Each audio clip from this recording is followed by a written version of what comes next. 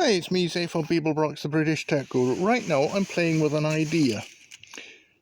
This needs a little triangular wedge here, and that is probably going to be around about 1 inch that I need there for this triangle to come to about there. Actually, this needs to be moved over a little bit. There we go. There. Now, see if I can press it and measure at the same time. There we go. Actually, it's about 3/4 of an inch.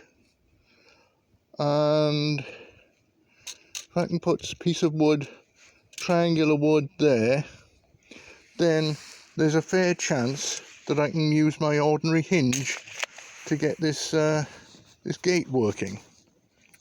Well, I've just been playing with that idea, and I cut this piece of wood, which is about 3/4 of an inch thick. I didn't get it quite right, but it's going to be interesting to try it in place because the hinges aren't very big. I can sand that down to be a bit more even, but the thing now is to try it and see what it looks like. Well, I've just put that piece in there and it seems to look quite good, so that might be part of my solution. This is another piece, and I'll probably only need about that much of it for the hinge, but that looks pretty good. So I'll turn it over.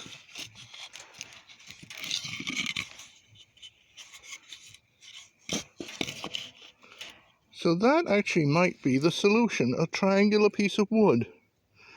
I need clearly 2 of them, and I'm going to have to do a lot better than I did with the reciprocating saw. I think I might either have to use a hand saw or my circular saw. I've just used the reciprocating saw again, and I've cut this piece of 2x4, and that's actually a little bit wavy. I can see a little bit of non-straightness. You can see there it's not quite straight, but it's pretty good, and I think that's probably the best I'm going to get right now, and it's worth trying. See if I can find some long screws and screw the hinge on and see what happens. Well, I've cut the wedges and put them in, and that one looks pretty good. The one down at the very bottom, I don't know whether you can see it there, but it doesn't look that tight, and I think that's because the post is twisted along its length, so that could require a little bit more manipulation down there, or I could probably leave it like that, because that way the hinge might fit. So I'm going to have to try it and see what happens. Now, I was going to go work more on the gate yesterday, but this came up. A problem with this pipe, and there was a leak that had soaked the pressure switch. So that became then a huge problem. And that is what the pressure switch looked like, all rusted to heck, because water had been spraying on it. Well, I took the opportunity to head to Lowe's and got a replacement pressure switch and a whole load of replacement plumbing, and then that all got installed with a lot of cursing. But while I was at Lowe's, I picked up a pair of T-hinges, which I have just installed on the second gate, and now I have two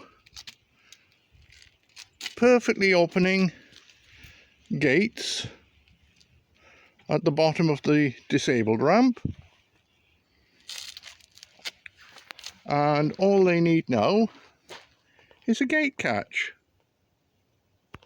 And now the gate is complete, and this, oops, as I try to fall over, there is the latch, and that is a loop I bought.